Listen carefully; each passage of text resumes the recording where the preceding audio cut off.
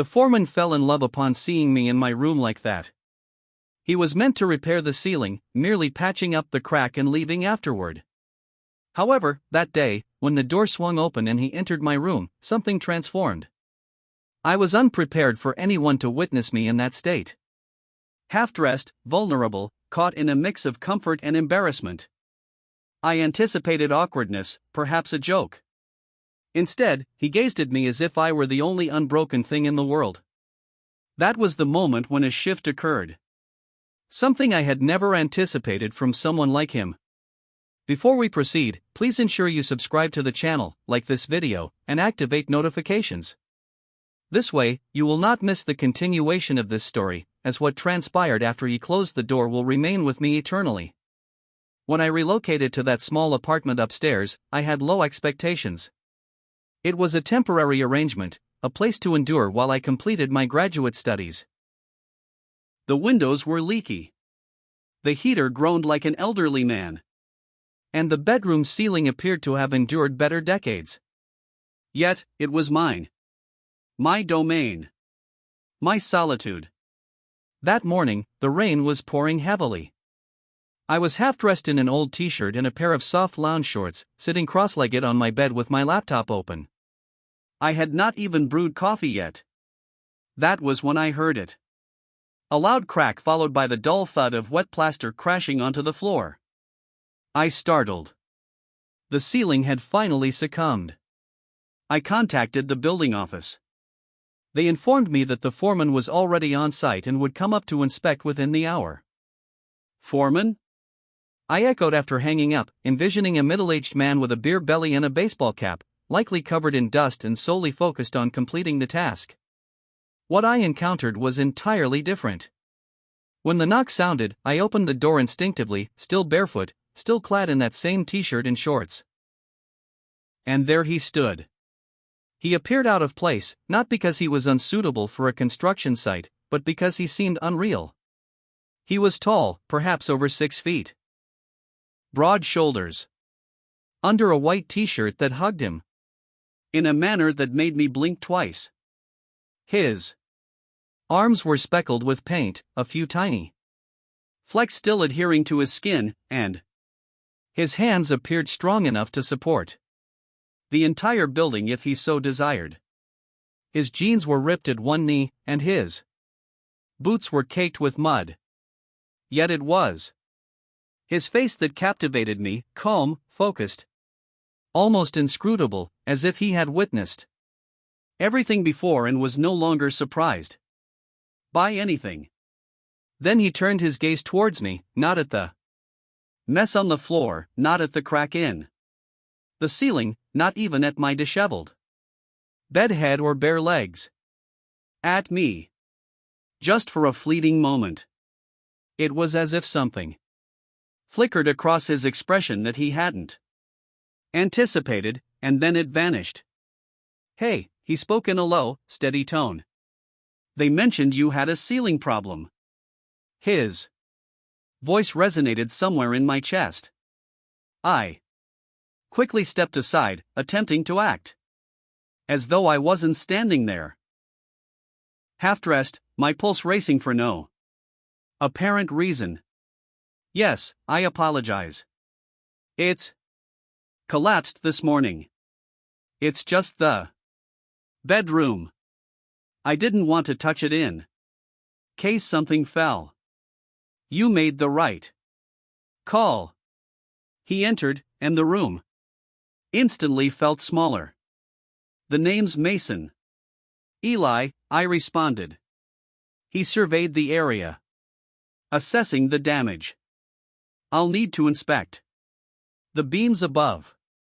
I may have to remove a bit more to determine where the water's originating from. I nodded and leaned awkwardly against the doorway while he removed a tool pouch from his shoulder. As he began his work, I found myself unable to stop observing the way his hands moved. Methodical. Sure, deliberate. He wasn't merely performing a job. He comprehended the structure of the place.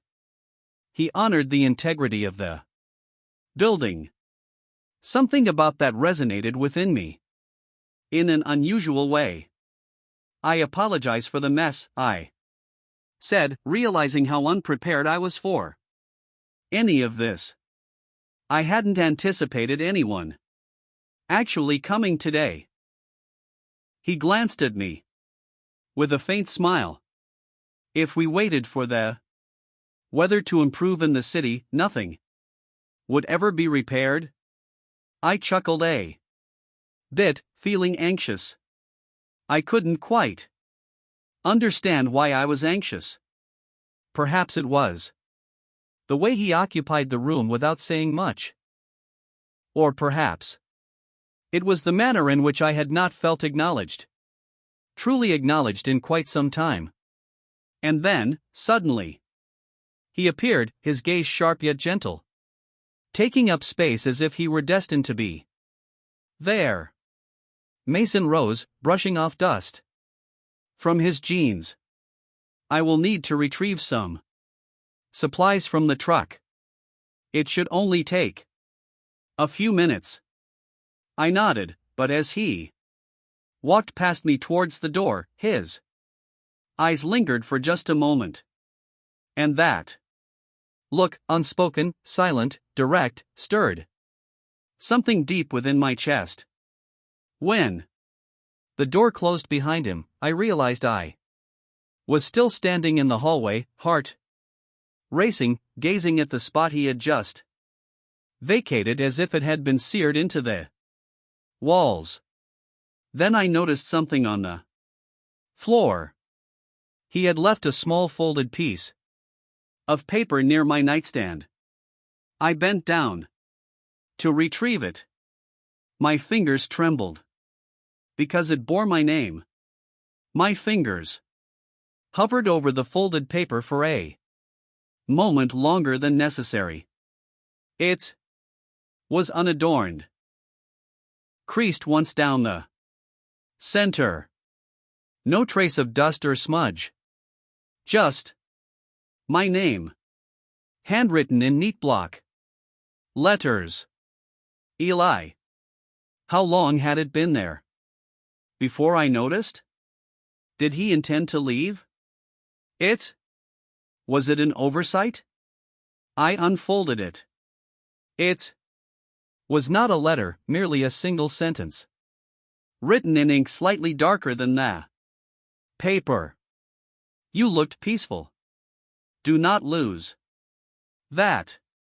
No name, no explanation. Just that. My stomach flipped. I read it 3 more times as if the meaning would change under the weight of my focus. Did he observe me while I was seated on the bed earlier? Had I left the door ajar without realizing? Or was he simply referring to this moment? Me? Barefoot, awkward, still caught between self-consciousness and something I did not yet have words for. I stood there holding the note as if it were perilous. There was a knock at the door. I jumped. Instantly. I folded the paper and tucked it into the top drawer of my desk, closing it with more force than necessary. When I opened the door, Mason was standing there once more, arms laden with materials, drywall, a long metal straight edge, and a few sealed containers of sealant. His gaze shifted towards me. "Is everything all right?" I swallowed hard. Yes, I was just pondering something. He entered the room, being careful not to bring mud onto the floor. "I will complete the framing and patch it up before sunset. You might have to sleep in the other room. Just for tonight." "Of course," I replied, attempting to sound nonchalant. But I couldn't help myself. I kept stealing glances at him, observing how he worked, how his sleeves gradually rolled up past his forearms as he moved, how he squinted one eye while measuring. How his jaw tightened when he utilized the utility knife. He caught me looking once. I quickly averted my gaze, heat flooding my neck. "Are you always this quiet?" he inquired without turning. "Only when I am uncertain of what to say." He let out a soft chuckle. "Good response." I perched on the edge of my bed, what remained of it, trying to prevent my thoughts from racing too far ahead. But they were already in a sprint. That note, the way he regarded me the first time, the slight change in his voice when he uttered my name. I hardly knew the man, yet something within me had already clung to the notion of him. "May I ask you something?" I finally said. He hesitated. A drill in one hand. "Go ahead." "Why did you write that note?" He initially did not look up. He finished securing a corner brace in place, then set the tool down and turned. His expression revealed no surprise, only calmness. "You saw it," he stated. "You left it." He leaned against the wall, arms folded. "Yes, I was uncertain if I should, but I didn't want to leave without expressing what was on my mind." "What did you mean by peaceful?" "I meant you appeared to be someone who is unaware that they deserve to feel at ease. And I cannot explain why that resonated with me. It simply did." I gazed at him. That response was not flirtatious. It wasn't even romantic. It was sincere. It was so sincere that it made my throat constrict. "I haven't experienced peace in a long time. I confessed I think I have forgotten what it looks like." "Well," he replied, his eyes fixed on mine. "You should recall it because it suits you." I was at a loss for words, so I said nothing. Mason returned to his work as if the atmosphere between us had not shifted. I observed him until the sun began to set outside the window. By the time he finished packing his tools, the ceiling patch was immaculate and seamless. "You're all set," he remarked, cleaning his hands with a rag. "Thanks."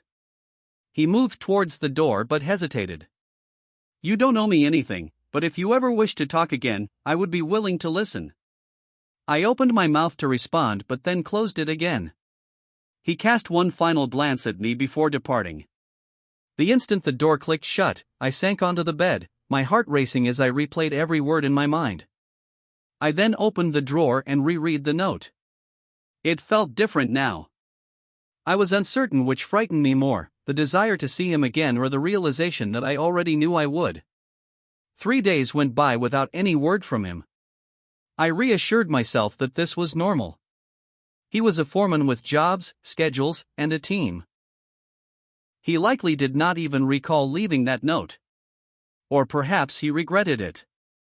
Maybe I was reading too much into it, a tendency I had always been guilty of. Perhaps it was merely an act of kindness. Yet, I kept that piece of paper tucked inside my journal as if it held more significance than it truly did. Each time I walked beneath the new patch on my ceiling, my gaze lingered there, pondering how long he had stood on that ladder, contemplating whatever prompted him to write those words. I continued my daily routine as usual: coffee, work, scrolling excessively on my phone, feigning indifference to my messages. I was unsure if he even had my number, but I now knew his name, Mason Carter. I had located his company website, where his picture was displayed. Nothing remarkable, just a headshot in a navy polo shirt adorned with the company logo. Yet, even in that image, he possessed that same unwavering expression, neither attempting to impress nor conceal anything. It was Saturday when I heard the knock once more. I was not anticipating anyone. I was still in my pajamas, wearing an oversized hoodie, boxers, and my hair in disarray. Nevertheless, I opened the door, and there he stood. Mason was there, holding a toolbox, wearing the same boots and with his sleeves rolled up. However, this time he appeared uncertain. "I realize this is strange," he remarked. "But I was working a block away and thought I would stop by to ensure the patches holding." I blinked. "You came to check on the ceiling?" He shrugged. "And perhaps to see if you were still reading my note." I stepped aside before I even considered. It's holding well." He entered slowly, as if unsure of his welcome. The timber floors creaked beneath his weight. I closed the door behind him, and suddenly the room felt smaller again. Just like the last time. He gazed up at the ceiling and nodded once. "Clean work. I told you you're skilled at what you do." He looked back at me then, and I felt it again. That heaviness in my chest, as if I was standing too close to a truth I wasn't prepared to voice. "Why did you really come?" I inquired, my voice softer than I intended. He placed the toolbox down by the door. "I kept thinking about how you appeared. Not just the way you were seated, but the way your eyes shifted when I entered. As if you were unsure whether you were allowed to be seen." That struck harder than I anticipated. I leaned against the edge of my desk, arms crossed. "What did you observe?" He stepped closer. "I saw someone I wanted to understand." The room fell silent. I didn't move. I didn't breathe. He halted a foot from me, close enough that I could detect the sawdust on his shirt, the faint scent of something like cedar and sweat. His eyes never left mine. "I've never done this," I finally admitted. "I've never allowed someone in like this." "Do you think I have?"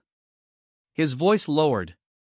Quieter, as if the words were crafted just for me. "I grew up in a family where men didn't look at men the way I looked at you that day, and I've spent years trying to suppress it. But then I entered your room, and something just shifted." I looked down, my heart racing. His hand extended slowly and gently, brushing the side of my face just once. My skin burned where he touched me. "I should leave," he said abruptly, withdrawing his hand. "I didn't intend to complicate things." "You did not," I murmured. He inhaled deeply. "Are you certain?" I affirmed with a nod. For a brief moment, he remained still, his eyes probing mine for something. Perhaps permission or bravery. Then he retreated. "I will call next time," he stated softly. Before I could request him to remain, he opened the door and exited, leaving behind the aroma of sawdust and an unnamed sensation I was unprepared to identify. That night, I did not truly sleep. I lay in bed with the lights extinguished, attuned to the gentle hum of the refrigerator down the hallway and the sporadic creaks of aging pipes. Yet, predominantly, I focused on my own thoughts, whirling, restless, electric. He had touched me. That was all that occupied my mind. Just a fleeting brush of his hand against my cheek. And everything I believed I understood about safeguarding myself, about remaining secure behind silence and distance, was disintegrating. I was uncertain of what he meant by saying he would call next time. I did not even know if he possessed my number. However, a part of me hoped he did not intend to call.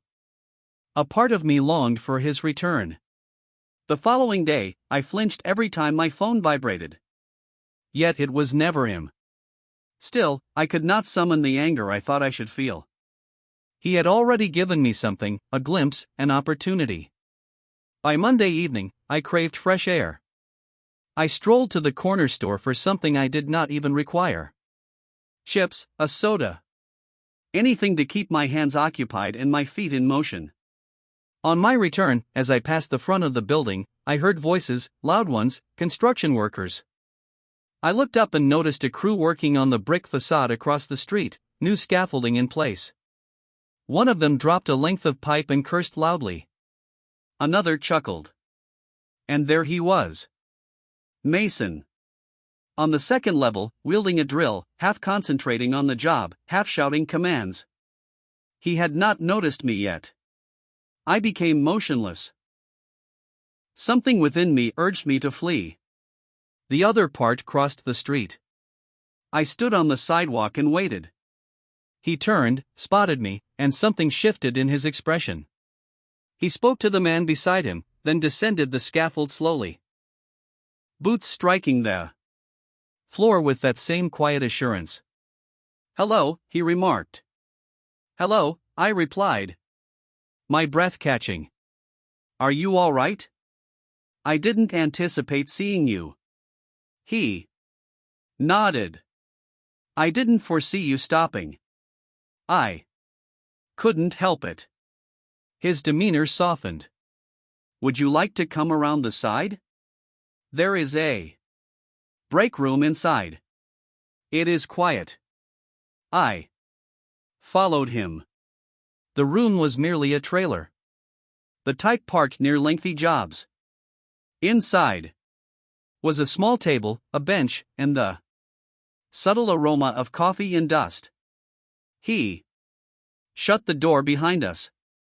Neither of us uttered a word for a moment. Then he took a step toward me. "You have been on my mind," he stated, softly yet directly. "You did not call. I was uncertain if you would want me to. You touched me." He paused. "Yes." I advanced. This time, I closed the distance. His eyes darkened, his chest rising, and I perceived it. He was holding back, waiting for me to make a decision. I slowly reached out, placing my hand against his chest. His heartbeat was strong, steady, yet I could sense the tension beneath it.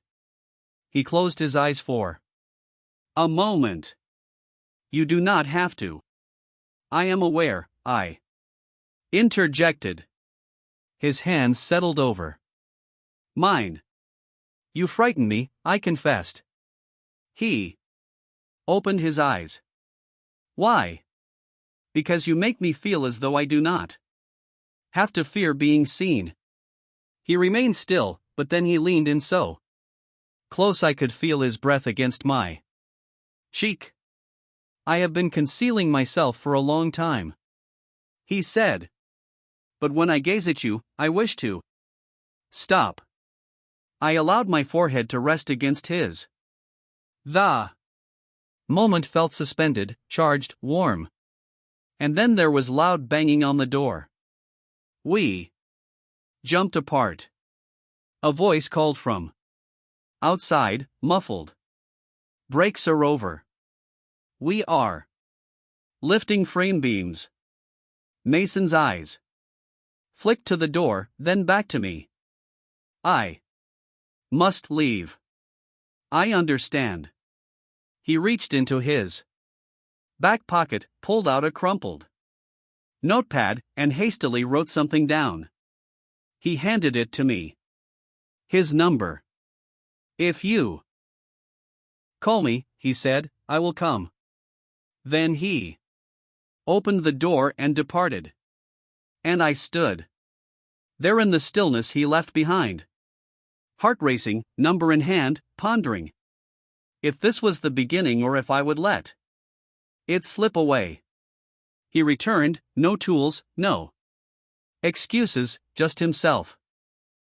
We conversed in shared nervous laughter, avoiding the true topic, until the lights began to flicker due to the storm outside. He took my hand. I remained still. When I leaned against his shoulder, he softly said, "You are the first person who has truly seen me like this." I held my breath, realizing that perhaps I had also longed to be seen. He spent the night with me. Nothing significant occurred, yet everything transformed. The morning light illuminated his face as he enjoyed the coffee I prepared. We exchanged few words, but it was unnecessary. He inquired if I still possessed the note. I nodded in response. "Then I will return," he stated. And he did. Once more. Until one evening, he kissed me gently. With sincerity. And for the first time in my life, I did not flee. We conversed and shared nervous laughter, avoiding the true topic, until the lights began to flicker due to the storm outside. He took my hand. I remained still. When I leaned against his shoulder, he softly said, "You are the first person who has truly seen me like this." I held my breath, realizing that perhaps I had also longed to be seen. He spent the night with me. Nothing significant occurred, yet everything transformed. The morning light illuminated his face as he enjoyed the coffee I prepared. We exchanged few words, but it was unnecessary. He inquired if I still possessed the note. I nodded in response. "Then I will return," he stated. And he did. Once more. Until one evening, he kissed me gently. With sincerity. And for the first time in my life, I did not flee.